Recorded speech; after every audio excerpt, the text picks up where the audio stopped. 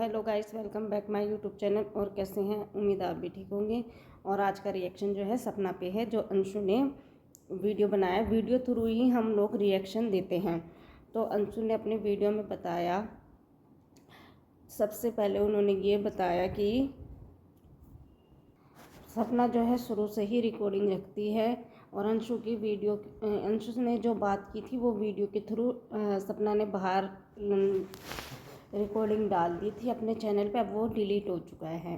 अंशु बोल रही है उसको हक किसने दिया, मतलब ऐसे डायरेक्ट डालने का। उनसे कंसर्न नहीं किया गया इस चीज़ का कि मैं वीडियो डालूँ कि नहीं डालूँ, मतलब रिकॉर्डिंग डालूँ कि नहीं डालूँ। और सब अंशु ने बताया, मम्मी किसी से बात करती थी अपना दुख बताने के लिए, या पापा किसी से बात करते थे तो उसका रिकॉर्डिंग भी इनको चाहिए होता था। तीसरा ये कि अंशु की जो रिकॉर्डिंग वायरल की थी उसमें उसकी फ्रेंड का व्हाट्सएप नंबर था जो कि लीक हो गया था, और उस वजह से अंशु को स्कूल से निकाल दिया गया। पर वो कभी यूट्यूब पे नहीं लेके आई, जो कि सपना की वजह से हुआ। एक उन्होंने कहा कि आपने जो इस दुनिया में नहीं है, और मैं तो कहती हूँ सपना की दूसरी शादी हो गई थी तो वो पहले वाला वीडियो रखा ही कि उसने देखो, जब दूसरी ज़िंदगी सुधर गई, तलाक तो दिया नहीं था इसने। जो सूरज जी थे उनको, वो इस दुनिया में नहीं रहे थे, तो उनकी वीडियो इसने रखी, जो कि अब जाके इन्होंने पब्लिक की, जिससे बदनामी हुई। बंदे की क्या रह जाती है पीछे से? इज्जत ही रह जाती है, बाकी तो सारा शरीर चला ही जाता है। पर इन्होंने वो भी नहीं रखी, इन्होंने वो भी नहीं रखा। उनकी रिकॉर्डिंग को वायरल कर दिया, जिसका कोई मतलब नहीं था, जो इस दुनिया में नहीं है, पर इज्जत उछालने के लिए, सिर्फ कि मैं सही हूँ संपत्ति पाने के लिए, कि मेरे साथ ऐसा हुआ करता था। देखो, और साथ में अंशु ने ये भी बताया कि भैया इनको मनाने के लिए लेटर लिखा करते थे, सॉरी रोजेस लेके आया करते थे। देखो, लड़ाई सबके बीच में होती है। लड़ाई हकीकत वो होती है जो पति ना मनाए। लड़ाई होती है, ठीक है, और वो मना लेते थे। अगर वो अंशु के थ्रू भेजते थे, अंशु के थ्रू नहीं लेती थी तो वो खुद मनाते थे। और देखो, लड़ाई सबके बीच में होती है। और जब वो इस दुनिया में नहीं रहे तो कोई मतलब ही नहीं बनता इनका रिकॉर्डिंग वायरल करने का। पर इन्होंने करी बदनामी के लिए, और बदनामी के लिए रिकॉर्डिंग करी और फिर उनको बदनाम करा। फिर एक इन्होंने बोला कि पापा जी टच किया करते थे अंशु को और मेरे को बुरी नज़र डालते थे। तो उन्होंने ये बोला, अगर बुरी नज़र डालते ही थे, मैं तो 13 ईयर्स की थी, लेकिन आप अपने मम्मी पापा से बोलते, वो आपकी हेल्प करते, आपकी मदद करते, और आपको यहाँ से ले जाते दोबारा। आपको मोनू भैया से शादी नहीं करनी पड़ती, क्योंकि जो राजवीर है उनका नाम मोनू था।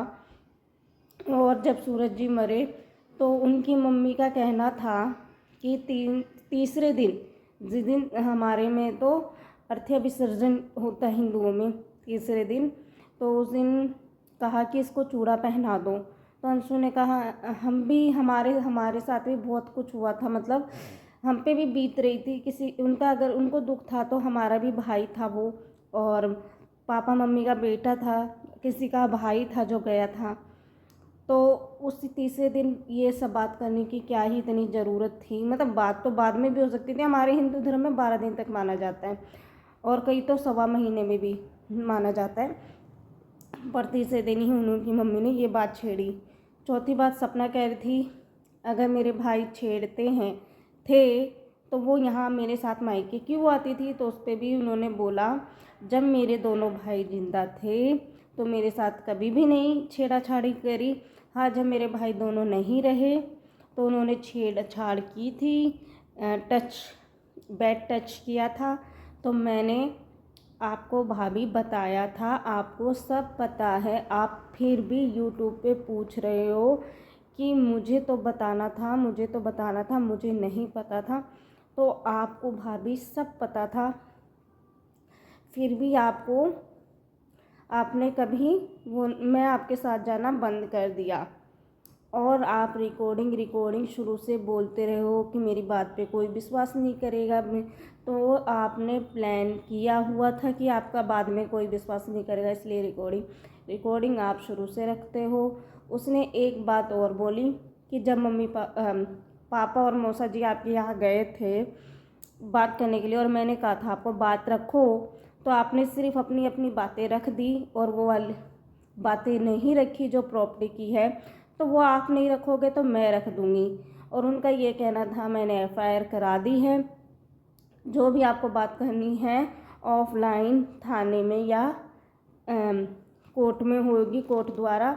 मैं यहाँ यूट्यूब खेल के व्यूज़ नहीं लेना चाहती और इस चक्करों में नहीं पड़ना चाहती।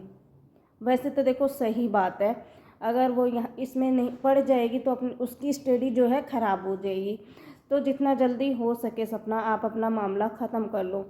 एक तरफ फिर प्रियादीप का भी वीडियो आता है, उनको ये बोलती प्रमोशन के लिए, और जब मैं उनकी बातें सुनती हूँ तो मेरे होश उड़ जाते हैं कि ये जो है शिवी के बारे में प्रियादीप को बहुत घटिया घटिया बातें करा करती थी, शिवी के ख़िलाफ़ बातें किया करती थी।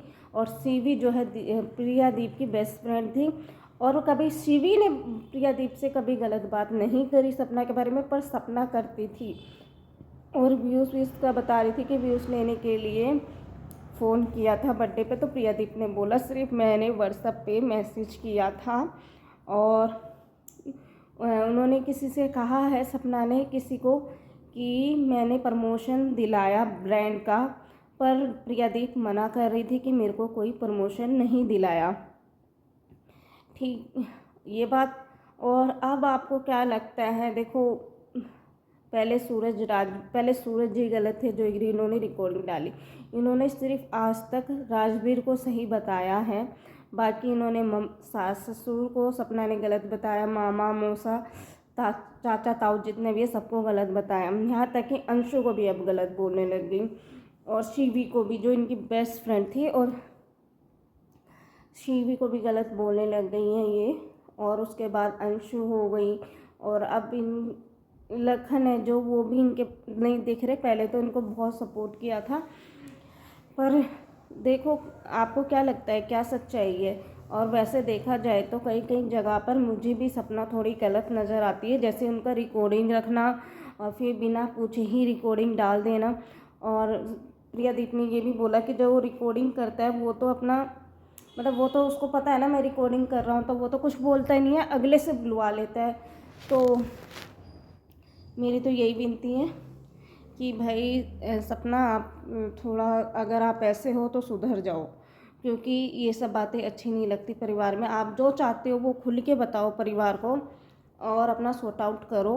वीडियो वगैरह मत खेलो, क्योंकि उनके पास बूढ़ा बूढ़ी के पास जो भी बुजुर्ग माँ बाप हैं उनके पास कुछ नहीं रखा, बेचारे वो आपके सहारे थे, अपनी पोतियों के सहारे थे, पर वो आप पोतियों को भी ले आए। वो उन्हें बहुत प्यार करते हैं। और अंशु ने एक बात ये भी बताई थी उसमें कि आपने वीडियो उठा के डाल दिया स्कूटी वाला, कि स्कूटी ले ली उन्होंने, तो पल्सर वो चला नहीं पाते ओवरवेट की वजह से, गाड़ी उन्हें चलानी नहीं आती, तो ऑफिस वो कैसे जाएंगे, इसलिए उन्होंने स्कूटी ली थी। तो आपको भी ये समझना चाहिए, आपको तो पता होगी ये बात, आप उस घर में रहते थे तो, और उनको चोट भी लगी थी आंटी जी को, तो आप टीन में से देख रही थी, पर आपने कोई हेल्प नहीं करी उनकी। तो ये रॉन्ग बात एकदम। तो चलिए आपको मिलते हैं अगली वीडियो में।